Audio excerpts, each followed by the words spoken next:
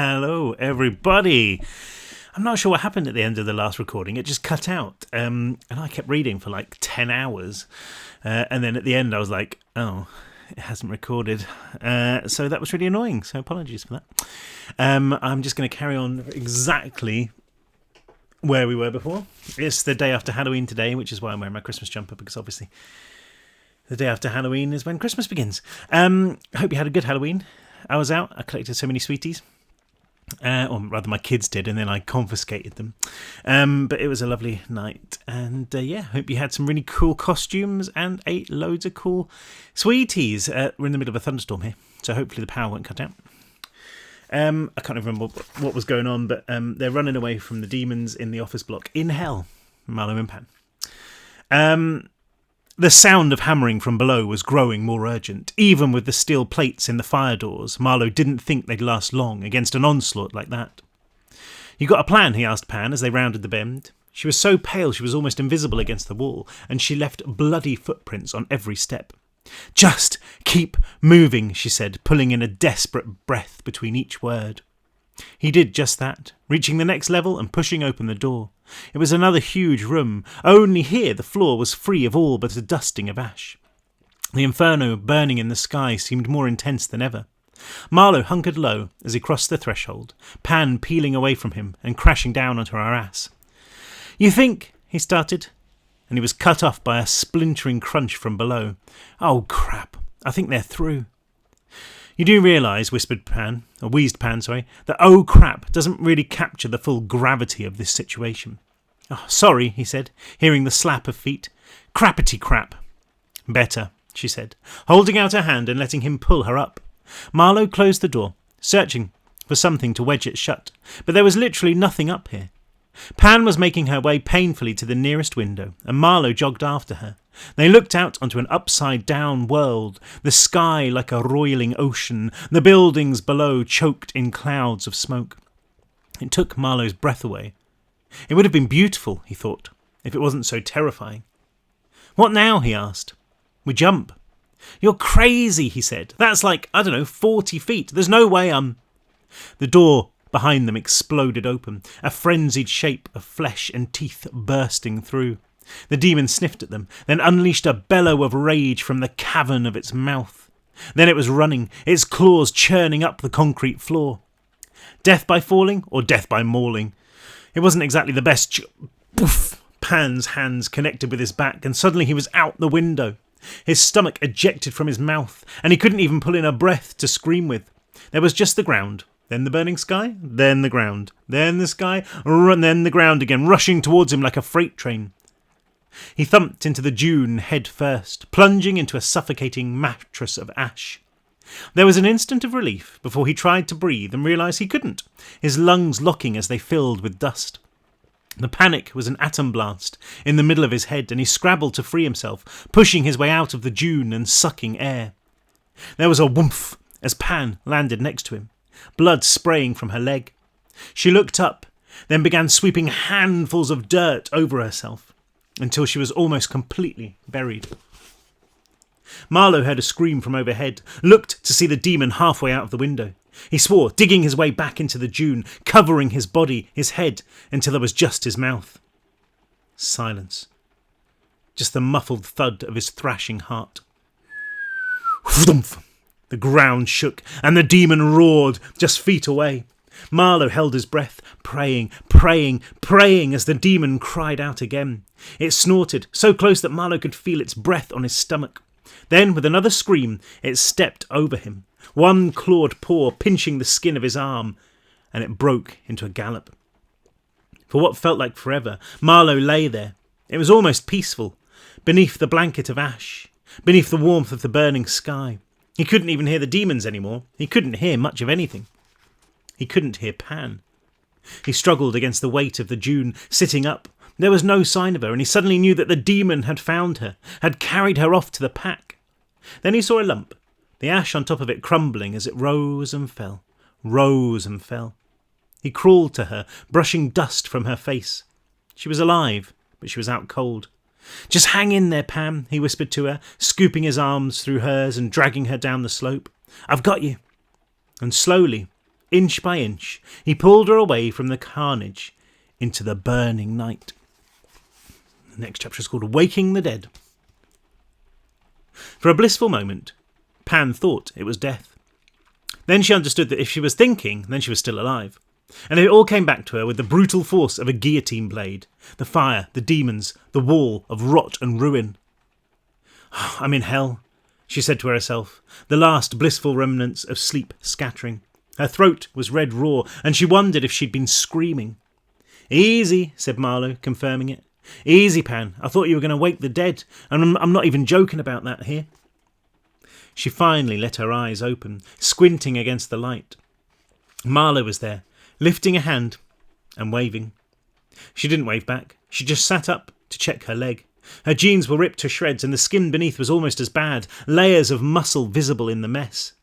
There was pain. She could feel it as a dull ache, but it didn't seem anywhere near as bad as it ought to be. I cleaned it as best I could, said Marlowe, which wasn't easy, given that there's no water here. Please tell me you didn't pee on it, she said, cupping a hand to her brow and looking at him. The smile he gave her was almost as bright as the sun. It's day, she said. How long was I out for? He shrugged, sitting down next to her. She looked past him and saw that they were under what might have been an overpass at one point, or a bridge. She was leaning against a vast brick pillar, and 50 feet or more overhead grew a stunted arm of concrete and steel. The rest of it had broken off and lay in pieces on the ground around them, halfway to dust. It's hard to tell, he said. You're right, time is weird here. The night comes and goes pretty quick. A few hours, though. You passed out when we hit the ground. I got you here. Here. He shrugged, looking out across the ash-strewn wasteland. Email. She thought she could see a familiar shape through the haze, a high-rise tower. Yeah, we're only a couple of 100 yards away, he said. You're heavier than you look. They didn't follow us, she said, easing herself into a more comfortable position. The demons, no, they had plenty to keep them going. By the time I dragged you here... Wait, you dragged, she said. You mean you didn't even carry me? Like I said, you're heavy. He shook his head. Anyway, by the time we were here, the fire up there, it was going out. The demons kind of just vanished with it. Then it was dark. He frowned. What? She said. There was something else out there, though. Something big. It was calling your name. Pan bit her bottom lip, trying to make sense of it all. The engineers, she said. Marlowe, they were hung up there on that wall like I don't even know. What happened to them? This place happened to them, he said. Did you hear them when we were running? Screaming, yeah, sure, but laughing, Pan, Marlowe said, rubbing his eyes with dirty fingers. They were laughing like it was some huge joke. She tried to swallow, her throat a sandpaper dry. The sound of it was still in her head, and she understood that Marlowe had been right. Those had been the shrieks of lunatic delight, something right out of Bedlam. But then who could blame them? 100,000 years, she said. Huh? 100 millennia. That's what I heard when they were talking about how long they'd been here. That's what one of them said. That's impossible, Marlowe said. But he was wrong, wasn't he? Pan thought about Meridiana, trapped inside time, building an engine out of her own cloned body. Time had no meaning there, and why would this place be any different? This was hell, after all, and Ostheim had always told her that hell was eternal. She pressed a hand to her face, pushed into that darkness as if she could hide there. An engine of panic roared inside her, filling her head with noise, and she tightened her grip, pinching her cheeks, the pain grounding her. Can't be, she said. It can't be like this. It isn't, said Marlowe. I mean, there has to be a way out, a way back. Meridiana said it herself. She said people have come back.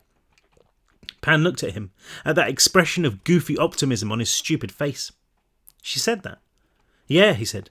I mean, she didn't actually say it, but her ghosted or whatever was in our blood right before we died. You know, that voice thing. He tried to convince her with another smile, but she just scowled at him. Meridiana had been a crazy old witch who'd known enough to get them killed and get them sent to hell. And it dawned on Pan right there that maybe that had been Ostheim's plan after all. He'd been one step ahead of them since all this began. He'd known exactly what they were going to do. It was almost more than that, though. It was like they were puppets who'd carried out every last piece of his plan. Why wouldn't this be exactly what he had wanted? He'd sent them to Meridiana's lair so that they would destroy her and end themselves in the process. Bastard, she said, wanting to spit but finding no scrap of moisture to do it with. "Hey, I'm just saying what I heard," Marlowe said, hands held up in defence. "Not you," she said. "Not you." They sat in silence for a moment, the air perfectly still. It was hot, like NYC summer hot, and it was almost peaceful. "You see anything else?" she asked after a moment, "when you were dragging me here?" Marlowe shook his head. "It's like you said, this place was a city once upon a time. There's nothing left, though, apart from the bones. Even the metal is crumbling in places. I mean, how long does it take for steel to decay?" Years, Pan thought. Thousands and thousands and thousands of years. "So where, though?" she asked, prodding the wound in her leg and wondering why she could barely feel it. "I mean, where is this place?" Marlowe shrugged again. "Look, it doesn't matter," she said, almost choking on the words. "Forget the engineers, forget everything. We've got to try to find our way home, right?" He shrugged a third time, and she almost punched him for it. He must have seen the emotion there, because he nodded. "Yeah, we have to try." "So let's try," she said. "Here." She held out her hand, and he took it, hauling her to her feet. There was still no real pain in her leg, but it was stiff and weak, and for a moment she wasn't even sure it would hold her. She took a step, the loose skin flapping, then another, lurching like she was drunk. She wouldn't be running any marathons, but at least she could move. Marlowe kept his hand hovering there, ready to catch her. She slapped it away. "Don't worry yourself, Marlowe, you won't have to drag me." She walked out of the shadow of the column, squinting into the day. Her mind was a rowboat on an ocean of terror. She could feel the force of it beneath her, the depth of it, and its power, roiling on the very edge of every thought. It wouldn't take much, she knew, for her to sink and never recover. It was only the thought of those engineers, beaten by time into quivering shadows of their former selves, that kept her afloat. She wouldn't be like them. She would not be like them. "Which way?" she asked, feeling the warm, sandy ash between her toes. Marlowe scratched his bare chest. "I don't even know what we're looking for," he said, "but there's that." He nodded to the horizon, to the pocket of darkness that sat there like somebody had taken a pair of scissors and cut a slice out of the day. Pan looked at it for as long as she could, until it felt like her eyes were in a nutcracker. "Him," she said. "Who?" Marlowe asked, one knuckle between his teeth. "The engineers, they were talking about somebody else. They called him him." "He will not find you here," she thought. She had no idea who he was and what he'd do to them if he found them. But what if they wanted to be found? What if that was the only way to get answers? It had to be worth the risk. It had to be better than the alternative. Right? "Let's go," she said to Marlowe before she could answer herself. "We'll find him, whoever he is, sooner or later. We'll figure this out." That was the one good thing about hell, she realised. They were never going to run out of time. And the next chapter is called Old Friends, and this chapter is gross. I can't believe I actually got away with writing this, because it's really, really grim. Old friends. Like us. We're old friends. But not in this way, because, well, it'll make sense. You know, I'm not going to eat you, don't worry. They started to walk. It wasn't like they could do anything else. Pan stumbled away from the broken bridge down a slope that might once have been a riverbed, but which was now just another scar on the face of this forgotten city. It, too, was inches deep with dust, and they kicked up peacock tails of it as they walked. It landed in her eyes, impossibly fine, in her mouth, in her nose. She wore it like a second skin, and after a few minutes she stopped trying to wipe it away. She stopped trying to think about what it might be as well, because it wasn't sand, it was ash. It made her think of a crematorium, and that in turn made her picture the mountain of bones where she had been born here, all those bodies. Was that what she was breathing in? The dust of 1 billion dead? They followed the desiccated river as it wove its way in loose curves. Its banks were too high for them to see over, and that was fine with her, because the less they saw of this place, the better. They just kept that impossible piece of missing skyline in sight. Time here was syrup-thick and cloying. That sun beat down on her like a fist, not hot exactly, just there. Another of those weird mechanical conduits ran parallel to the river, forged of bronze and copper and what might have been obsidian. It was bigger than the one they'd crossed in the city, maybe 20 feet tall, stretching as far as she could see to each side. It seemed to flex, reminding her of a snake gulping down its prey. It was made of metal, sure, but there was something horribly organic about it as well, and it was kicking out a maddening hum, a deep, throbbing pulse that was amplified every time she looked up at it. The vibration was echoed in her. in the metal pieces of her new flesh. Even though she tried not to, she couldn't help studying them, those layers of copper and bronze fused to her skin, to her bones, to her organs as well, because she could feel them there, rubbing. She scratched at her arms, her neck, until her nails bled. Then she scratched some more. "Don't," said Marlowe, after what might have been 10 minutes or 10 hours of walking. He held her hand, tight enough to stop her pulling away. He had blood beneath his nails too, and his skin was ragged. "Don't." "I hate it," she said, her skin crawling like she had chickenpox. She needed oven mitts if she was going to survive down here. "I hate that it's inside me." It was more than just inside her. It was her. She was forged from hell. "I know," he said, "it sucks, but you're not. I mean, it's not you. All this, Pan, it's not you." He prodded her in the side of the head, a little too hard. "That's you, yeah? Your brain, your heart. How many times did the engine make you whole again after a mission?" She pushed a hand against her heart, against the mangled lump of gristle that had somehow kept beating even after a demon had put its tail through it. Marlowe was right. The engine had repaired her on Earth, and she'd never felt less human for it. "You might have a little bit of hell in you," said Marlowe, finally letting her pull her hand free, "but you're still 100% Pan. Ain't nothing brave enough to try to take that away." It still itched like a bastard, though. They walked for a while in silence, Pan's throat as dry as the riverbed. She was about to mention it to Marlowe when she caught him looking back the way they'd come, dust caught in the furrows of his brow. "Something's following us," he said. The ash erased everything they'd walked through, turning the world behind them into a blank page, but Marlowe was right there. Marlowe was right. There was something there. She squinted, seeing a mass of darkness swimming in the haze, like the body of a shark beneath its exposed fin. Whatever it was big. "You think we should wait for it?" Marlowe asked. "Might be on our side." "No," she said, scratching at her arm again. Nothing here was on their side. She started walking, faster this time, the sun grinding a path across the sky. There were times when it seemed to pause, where it seemed to do nothing but stare. She could feel it boring into her, and twice she lifted her head, ready to scream at it. Then it would lurch into motion again, too subtle for her to see, but enough for her to feel like she was on a fairground wheel that had started to turn. The motion sickness churned in her gut, and she almost longed for night until she remembered what the dark would bring. It seemed like every other step she looked back, staring into that formless nothing, and every single time that lumbering shape would peel its way from the ash, matching them step for step. It might have been her imagination, but she swore she could hear it too, a distant cry. "Can you make that out?" she asked. "You can't hear it," Marlowe said, and when she shook her head, he breathed out a sigh, wiping his chapped lips. "Your name, Pam. It's calling your name." It was this that made her stop, cocking her head and finally hearing it, a cry like a distant gunshot fired again and again and again. "Pan! Pan! Pan!" She tried to turn away, tried to start walking again, but she couldn't. She had to know what it was that called to her, what it was that hounded her through hell. And sure enough, just minutes later, it peeled its way from the ash. A man. A huge man, rolls of fat spilling out from him like a candle melting in the sun. He looked like he'd been fed through a wood chipper, a dozen scraps of skin barely held together and yellow stuff oozing out of the wounds.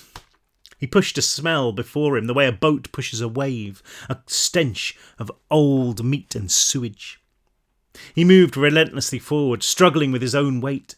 Pam saw that there was something slung around his neck, but she couldn't make out what it was. Only when the man lowered his head to it, and Pan heard something rip, did she understand that it was food. He was chewing something. She could see his cheeks bulge, could see his throat flex as he swallowed. Her stomach growled before she understood what it was that he was eating. "No," she groaned. But there was no denying it. The man had halved the distance between them now, and Pan could make out a grotesque figure strapped around his neck like a horse's feeding bag, a hairless scalp ridged with scars, a pair of eyes blinking up at the darkening sky. The figure was half-eaten already, but she was still alive. There was no pain in her expression, just something defiant, something made of steel. And that's what did it. Pan knew that expression. She knew that face. "Brianna?" she said, the word like a startled bird, leaving her mouth before she could stop it. The man kept walking, fixing Pan with two eyes as dark as pitch. His face was loose, hanging off him like a cheap Halloween mask, gaping holes worn through his cheeks and his nose. But there was no mistaking that look of hate, a look worn not by a man, but by a boy. "Patrick," said Pan. "Oh, God, it's Patrick." It was them. The twins who had worked with Maman, who she'd faced in countless battles, who she'd sent to hell. The world was reeling, and Pan realised it was because she was shaking her head, desperate to deny it. The last she'd seen of them was back in New York, the demons dragging Patrick and his wormbag sister into the molten earth. How had she not even considered the thought of meeting them here? Patrick's face split open into a smile, his blunt teeth slick with blood. Then a noise spilled out of him, a wet, lurching groan. Brianna was looking too, the stumps of her arms swivelling. She was giggling so hard her eyes had rolled back in their sockets. "Pan," said Patrick. "Pan, Pan, Pan!" Listen," said Pan, trying to find the words in the chaos of her thoughts. I know we were wrong. I should have listened to you. I'm sorry, it was Ostheim. We didn't know," added Marlowe. "I told you," said Patrick, close enough now that Pan could see his spine, his ribs in the pockets of his flesh. He was too tall, 8, 9 feet, 10 even, and he swayed like a snake in its basket, the movements hypnotic. "I told you we'd see you in hell." "Please," said Pan, barely able to speak past the lump in her throat, past the horror of what she had done to them. "Patrick, we need each other. We can help each other get out." "You want out?" he said, spitting a blood-drenched laugh. "So did we. So did my sister. And we found a way."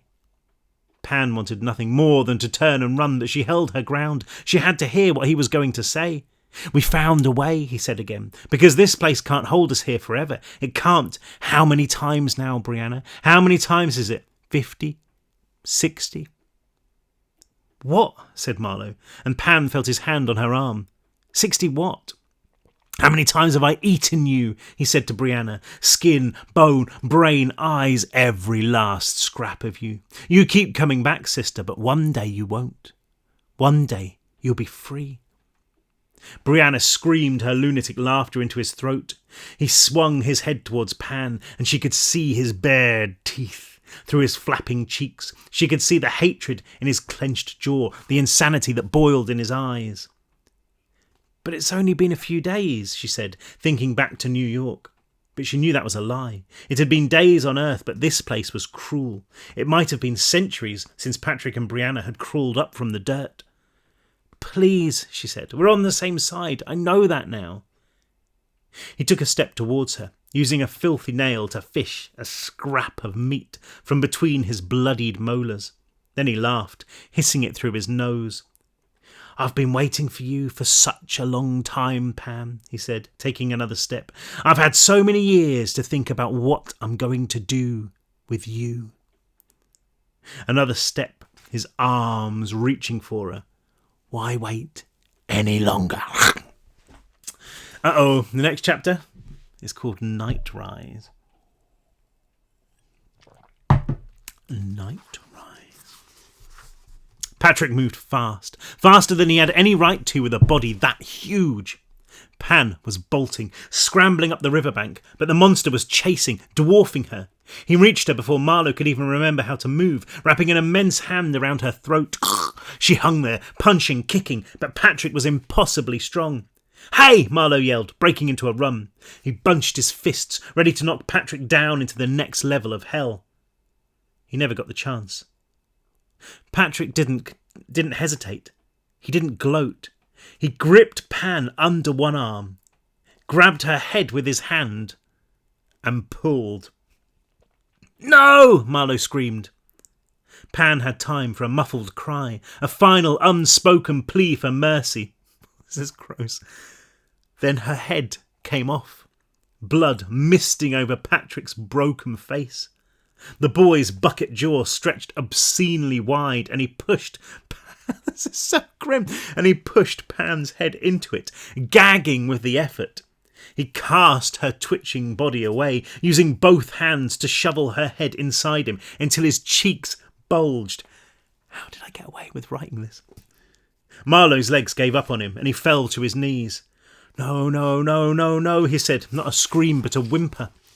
Patrick turned to Marlowe, those black eyes dripping glee. His jaw flexed and he crunched on Pan's skull like he was chewing ice. It was the worst sound Marlowe had ever heard, and the horror of it pulled him up again, drove him across the dust. He roared, his fury like a furnace as he threw himself at Patrick.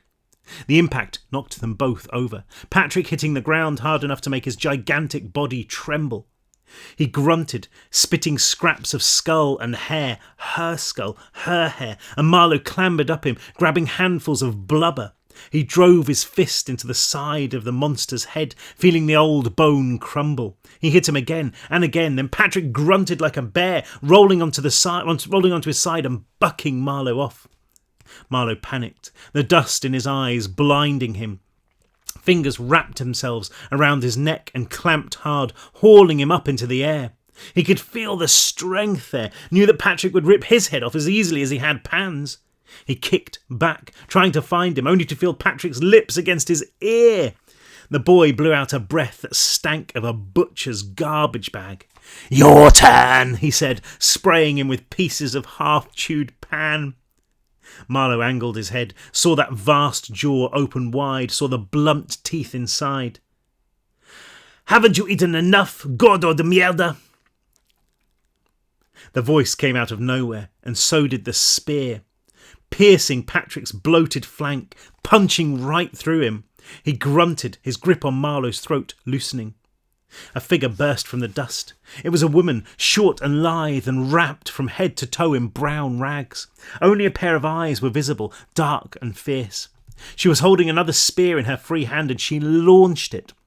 This one javelin into Patrick's throat, and he staggered back. Marlowe squirmed out of his grip, dropping to the ground. The stranger grabbed the handle of the spear and ran up Patrick's side, pushing herself away and ripping the blade free. She flipped gracefully in the air, landed, then thrust the weapon into Patrick's eye. Patrick stumbled back another couple of steps, his body shaking. His mouth was still full of Pan, but he was muttering choked words. "Not over! Not over! Not over!" Then he hit the ground in a tidal wave of dust, spasmed, and fell still.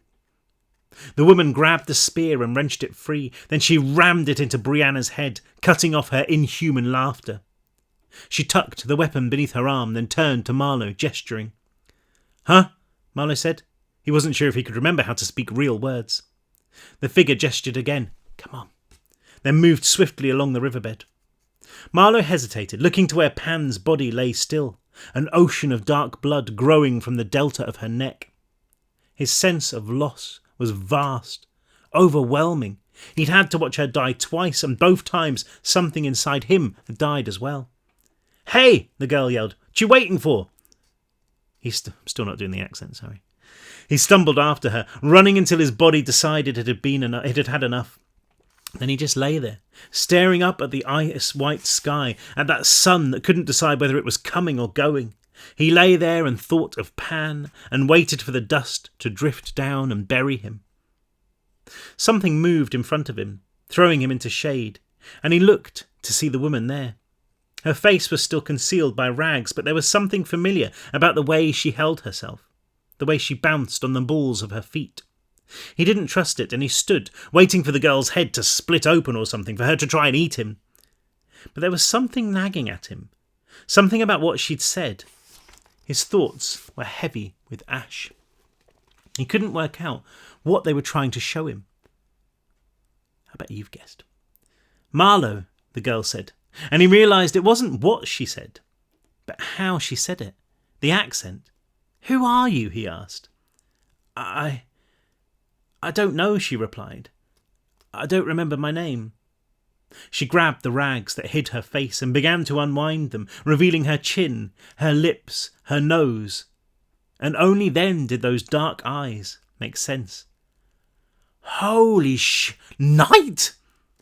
Yay! away. Nightingale pulled the hood free and stood there, frowning at Marlowe.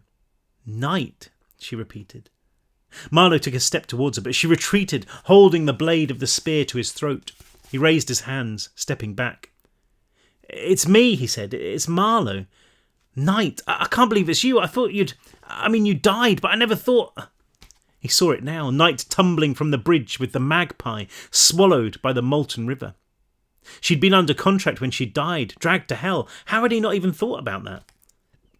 Night just stared at him, barely blinking. The point of her spear wavered, then dropped into the dust. Night, she said, chewing on the word.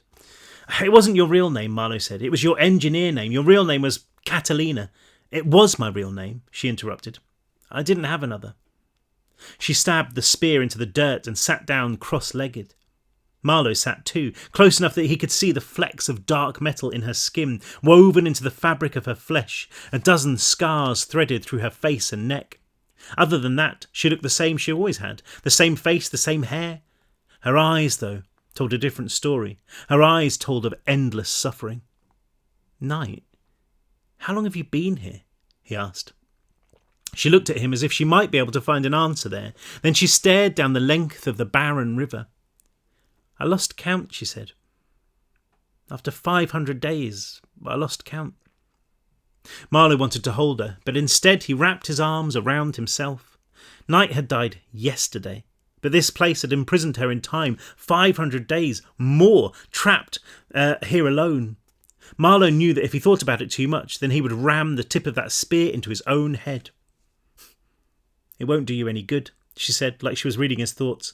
Don't you think I didn't try it? I tried it. I tried it so many times. And you came back, he said. And it hit him like a rising sun. Pan is coming back. He saw her shape Pan's name with her lips, as if she'd just remembered it. She turned back to him, breathed out a sigh that was almost a sob. She's coming back. They always come back. And you know where? She nodded, then glanced at the sky. I do, she said, but we've got to hurry. The next chapter is called Infinite Lives Activated. I should stop drinking water because I really need a wee. It was different this time. Pan heard that familiar hiss of static, felt the pins and needles tingle of it. She lifted a hand, an arm really, because she had no hand there. There was just that blunt stump of her wrist, trailing those same threads of colour from the ground below, and trails of black liquid so dark they looked like cracks in the air. It was knitting her from the dead, once more, weaving her from the bones that lay there, from the dark metal that sat deeper, from that weird glass-tubed fluid that veined the hill. I came back, she said to herself, knowing from the numbness that her face was only half formed. The memories slotted in like punch cards, one at a time and ridiculously clumsy. And they ended with Patrick's hands on her, that awful tension in her neck, agony, and then nothing. I came back, and she could do nothing but groan inwardly, because the enormity of it felt like it was about to swallow her whole. I came back. Easy, said a voice. It was Marlowe, or at least it sounded like him. She opened her mouth, tried to speak, and released only dust. But he must have known what she needed. Your real name is Amelia. We met when I saved your ass in an underground parking lot, and your greatest desire is for me to fall in love with you. See, it's me. Oh, go screw yourself, she tried to say. The pins and needles had moved to her feet, and she wiggled her toes, feeling them form, feeling the dust suddenly gather between them. She tried to sit up, but her body wasn't strong enough. I've got somebody else here, said Marlowe. His voice sounded a million miles away, and when she managed to blink him into focus, she saw that he was looking the other way. Who? She asked. What's wrong? Oh, nothing, he said. I'll show you, but you've got to put some clothes on first. She rolled over, seeing that he'd dropped a couple of pieces of sackcloth beside her. She managed to sit up this time, draping one around her shoulders. It was as she was fumbling with the second piece that somebody stepped into her field of vision. Her face was so scarred that it took Pan a while to recognise it, and when she did, she didn't know whether to laugh or cry. Night? She asked. Night crouched down beside her, and Pan flinched. It's me, said the other girl, it's me. First time I met you I was terrified, wouldn't peek out from behind Herc's back. Don't worry, said Marlowe, she hasn't tried to eat me. Knight's eyes caught the dying light, looked like they'd been cast in a blacksmith's forge. "I'm sorry," Knight said. "I'm sorry I didn't get to you in time." With Patrick? Pan shuddered as a phantom pain shot through her neck. She rubbed it, feeling a scar there. "What is that?" "A memory," Knight said, scratching at the scars on her own neck. "Your body remembers. Every time your body remembers." "Every time?" she asked. "Every time hell kills you." She looked at Knight, at her ravaged skin. "How many times has it happened to you?" she asked. In the pause that followed, Pan felt her heart grind into a rhythm. "Too many," said Knight eventually. "Are you decent yet?" asked Marlowe. Pan wrapped the second piece of cloth around her waist, knotting it. Her skin felt the same as it had the last time she'd woken here, but the patterns of metal there were different. She studied them, tracing a finger along the marbled striations and feeling the ridge of them. When she'd finished, she looked past Marlowe, past Knight, to see that she was back on the Bone Mountain where she'd first arrived. No, it was similar, she realised, but this, too, was different. She couldn't see the city beneath them, just a desert of dust lined with those black conduits. Knight followed her gaze, nodding. She started to say something, then swallowed painfully. "Sorry, it has been such a long time since I spoke." 500 days, Marlowe said, before she had a chance to ask. "More," said Knight. "Much more than that, but I know this place. I've seen it work. These places, these graveyards, they're like Petri dishes." Or is it Petri dishes? I don't know. "Like what?" said Marlowe. "Or, I don't know, grow bags for tomatoes." "Right," said Marlowe, raising a copper-bushed eyebrow. "These are mountains of the dead," said Knight. "Bones and flesh, hair, DNA, I guess. Everything you need to make a person, plus this stuff." She dug into the dirt with her toes, revealing a glass tube filled with black. "I've no idea what this is." It sounded crazy, but it made perfect sense. What had Meridiana told them, back in her lair? That the human body contained elements, metals, stardust. Why wouldn't you be able to grow something from the dead? "Your soul cannot die here," Knight said. And again that supernova of panic erupted in Pan's stomach. Every time your body is killed, your soul gets, I don't know, rebooted. It travels to the nearest mountain where it's remade. "Like an infinite lives hack," muttered Marlowe. Knight nodded. "What else do you know?" Pan asked. "I know that the more it happens, the less you are you," she said. "How's your head? Full of fluff?" Pan nodded, feeling her thoughts slosh around inside. "You are remade, but each time you become a little less like yourself. You forget things, like your name, like where you came from. Patrick and Brianna, they are lost." "He was eating her," said Marlowe, sifting the ash through his fingers. "He has been eating her for years," she said, "over and over and over. I've crossed paths with them already, many times, but from a distance. There are others here that are far, far worse." "We saw," said Pan, "people back in the city. They were strung up like plants. They were all insane." "We're all insane here," said Knight. "You will be too." "No," said Marlowe, chewing his knuckles. "Not me." "But what are they?" Pan said. "They said they were engineers." Knight nodded. "Hell is full of them. I don't know how many people used the engine, how many made a deal. It must have been thousands or tens of thousands. You remember the book, right? The book with their names. How many centuries did it go back?" "I think the first entry was like 900 years ago," said Pan. "And you said I've been here, what, a day? A day for you is years here. So what is 900 years? "An eternity," Pan thought. "And it's not even that simple," said Knight. "The longer you're here, the slower time goes. I think, after a while, it just stops altogether." Pan rubbed her eyes, launching fireworks across the dark. "So we've got engineers," she heard Marlowe say. "They're dangerous, right? I got attacked by one when I first arrived. I thought it was Pan." When Pan opened her eyes, Knight was shaking her head. "I don't know what they are," she said, "but they're not engineers. They're ghosts. They come and go, and they always look like people you know, but under their skin they're mechanical, like insects made of pieces of engine. I don't know where they come from, but they sure want to keep killing you." Knight hissed a laugh. "I've been killed by 5 of the hijo de putas already. One of them looked like my mum. One of them looked like you, Marlowe." "Sorry," he said. "Luckily you see them coming," she said. "They home in on you. It's why I took so long getting to you when Patrick attacked. I was waiting to see if it really was you." Knight glanced up at the darkening sky. "So we've got engineers that want to kill us," said Marlowe, "plus those ghosts things." Not to mention the demons. Anything else in the way of us and the exit?" "Exit?" Night whispered, shaking her head. "No, everything here. It's been here forever. Nothing escapes." "Yeah," said Marlowe. "Well, hell hasn't met me yet." Pan sputtered a laugh, but Night held up a hand in caution. "Careful what you say, Marlowe. This place, it feeds on hope. It feeds on it and it devours it, and it is always hungry." "Hope," said Marlowe. "Si," she said. "That's what hell is, Claro. The end of hope." "So we just wait here to die? Again and again?" asked Pan, a wave of darkness swelling up inside her. The silence that followed smothered her, made her feel ocean deep. "No," said Marlowe. "You must have seen something else. Something we can use." He scanned the sky, and Pan followed his gaze, finding a deeper darkness in the dusk. "That," he said. "What's over there?" Night shook her head a little too quickly. "What?" asked Pan. "No," she said. "You have to tell us," said Marlowe. "Please, Night, what is it?" "I cannot," she said. She pushed herself up, began pacing. Trails of dust defied gravity, stretching like rockets towards the sky. She waved them away, her face a mask of concern. "When I got here, I tried to explore, tried to find a way out.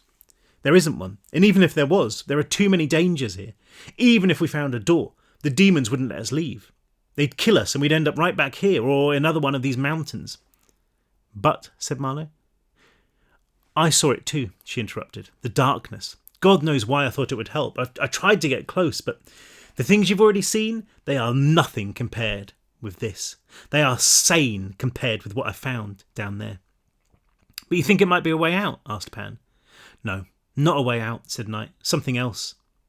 Her mouth flexed, her throat gulping as if she physically couldn't get the words up.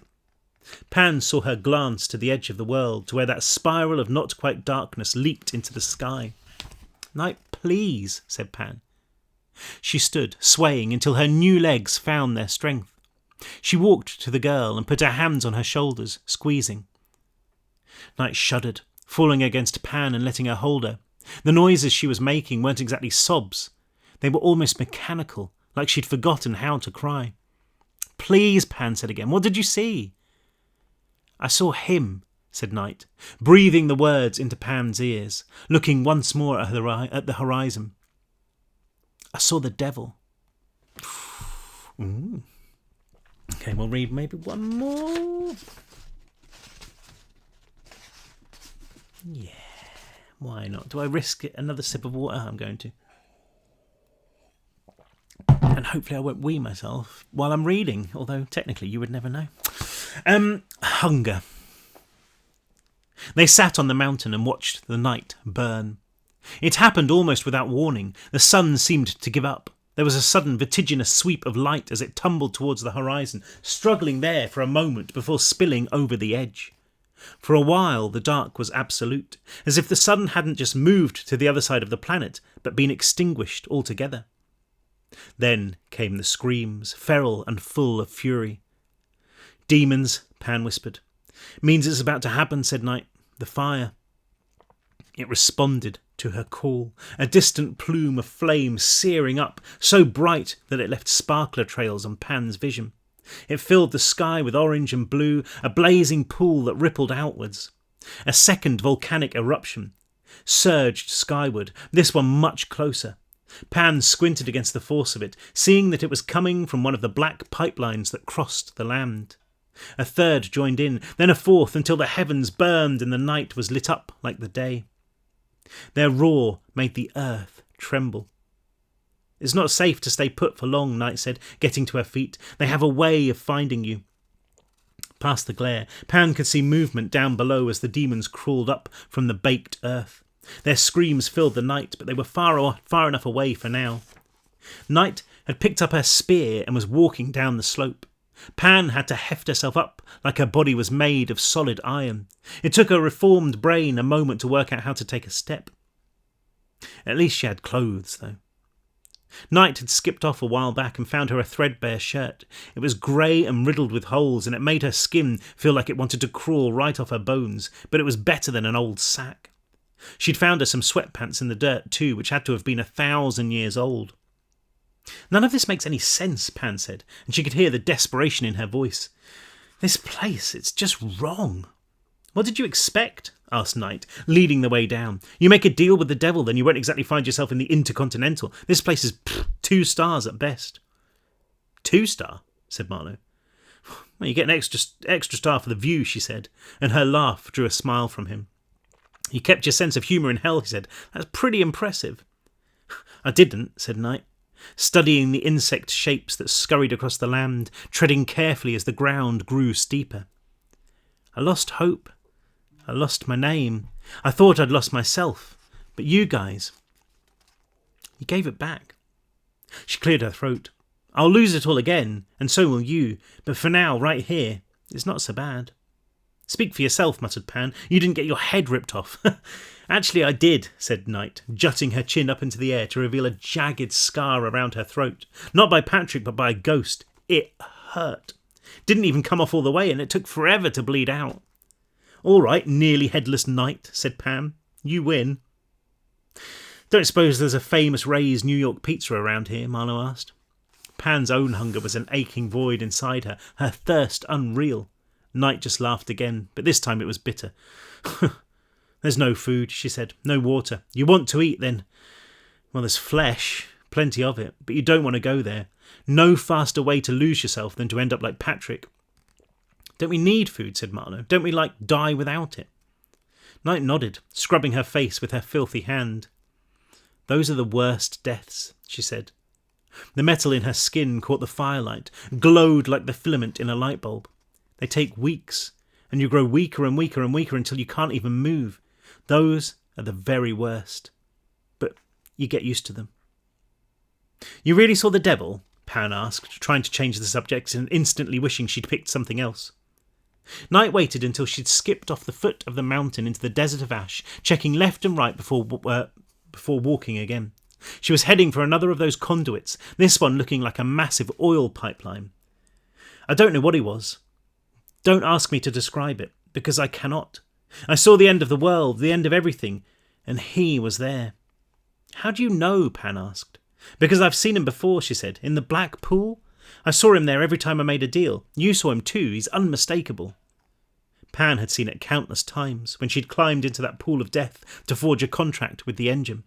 A madness of eyes and teeth as big as the world, who had asked her, "This is what you desire."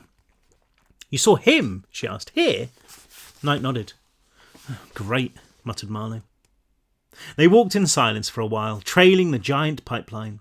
Pan reached out, grabbed the conduit for support, only to feel that sensation again. So much stronger this time, like the metal pieces that made up her flesh were trying to pull their way out of her. There was an explosion of dark light at the front of her skull, and she let go, blinking away spots of shadow. Her whole body thrummed like a plucked guitar string. What? Marlowe asked. You don't feel that, Pan said, nodding at the conduit. It wasn't really much of a pipe, more a snaking piece of machinery.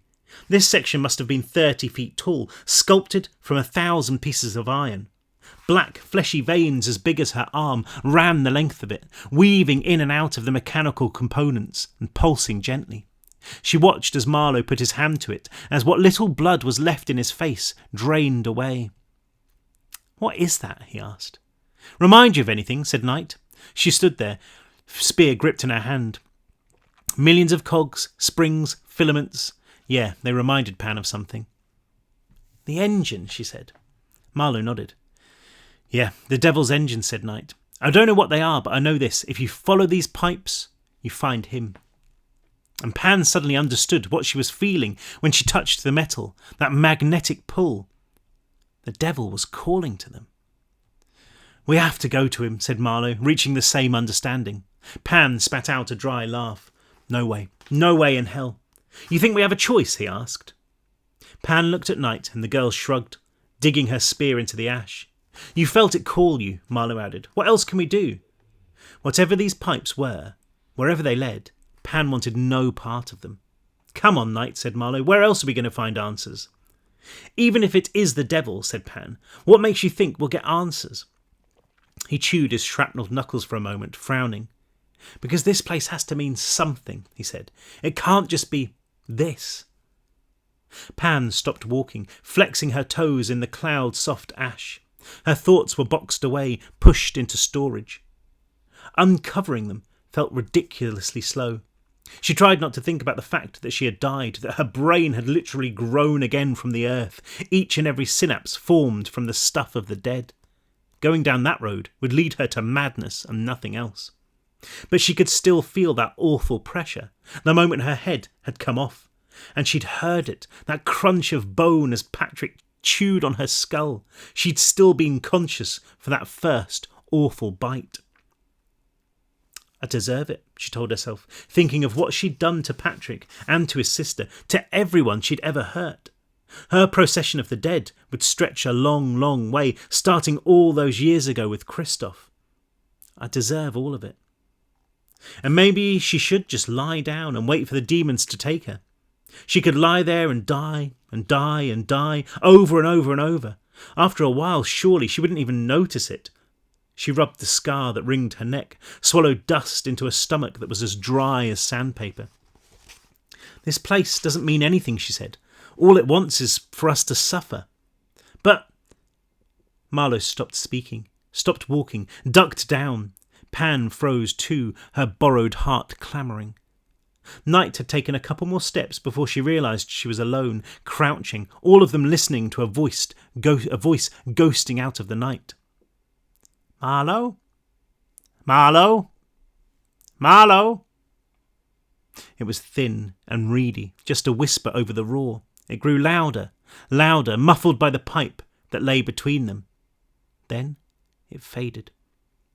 For a while nobody moved, then Night pushed on, leaving tiptoe prints in the ash. Marlowe hesitated, and Pan could read his thoughts as they flashed across his face. What if that wasn't a ghost? What if it was somebody real? Before he gave up and kept walking. Your butt, said Pan. My what? He asked. You said butt. Oh yeah, this place. I can't. He chomped on a knuckle, and she could see the blood there where he'd broken the skin. Oh, right, yeah. But why are we here? That's what I was saying. I mean, I know about the contract and everything, but why? Did you ever stop to ask why you'd lose your soul if you couldn't break your contract? Why the devil would even want your soul? She had. She'd thought about it so many times, but the answer had always been the same. It doesn't matter, because it will never happen to you. He eats them, said Night. That's what we always got told. I went to Catholic school back in Mexico before they kicked me out for drinking the sacramental wine. You should have seen that Eucharist. We replaced it with antifreeze. She laughed softly, the sound like sunlight. Anyway, we always got told if we sinned, the devil would feast on our souls. Like barbecue, said Marlowe. See? Like he wanted to drain something from us, our energy or something. Ay, Dios mío. Sister Margarita would freak knowing that she'd actually been right about me. She always said I would burn. She sounds like a nice lady, said Marlowe. Don't even get me started on a chancla.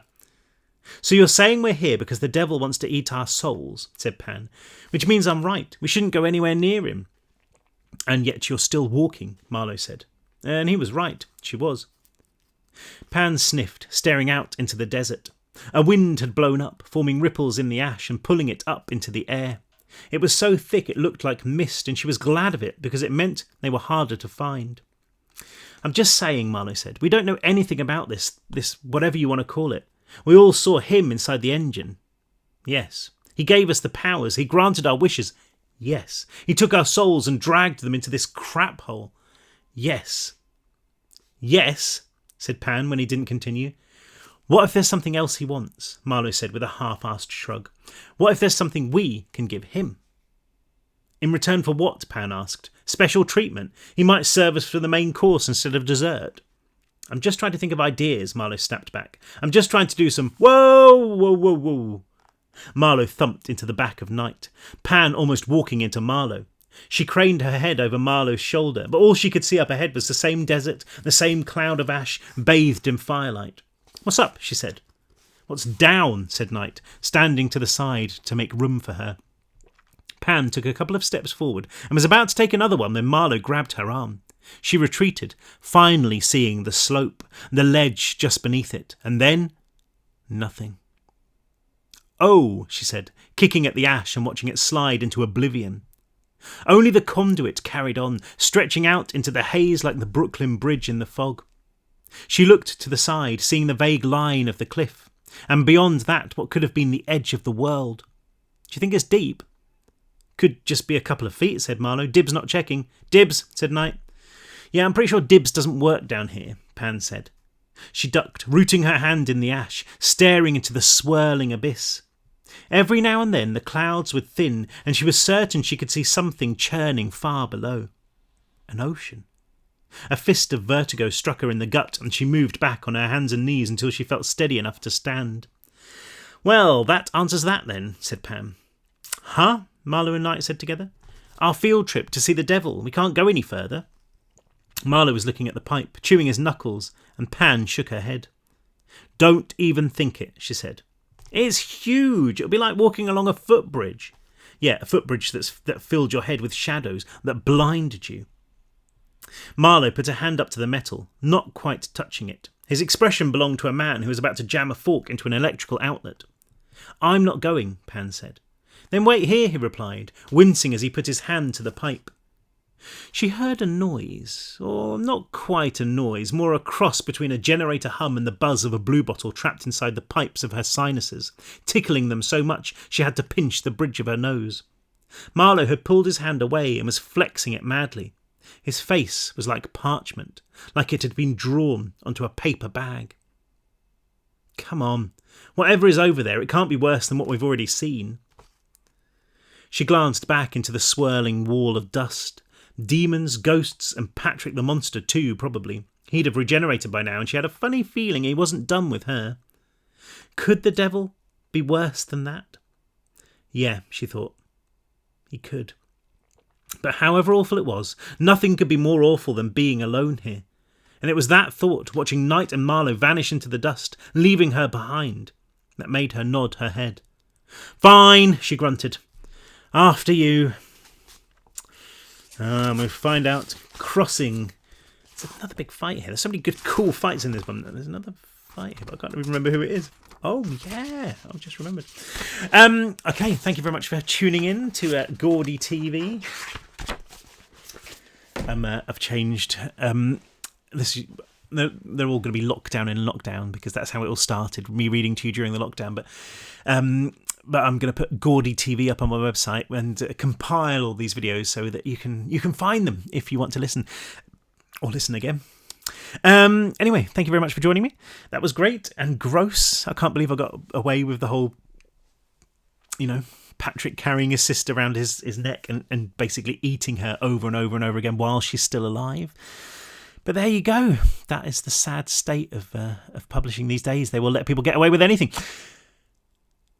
I shall see you tomorrow or whenever, Anyway, happy Halloween again for last night and Merry Christmas for next month. It's next month because it's the 1st of November. Yay, Merry Christmas, everybody. Bye.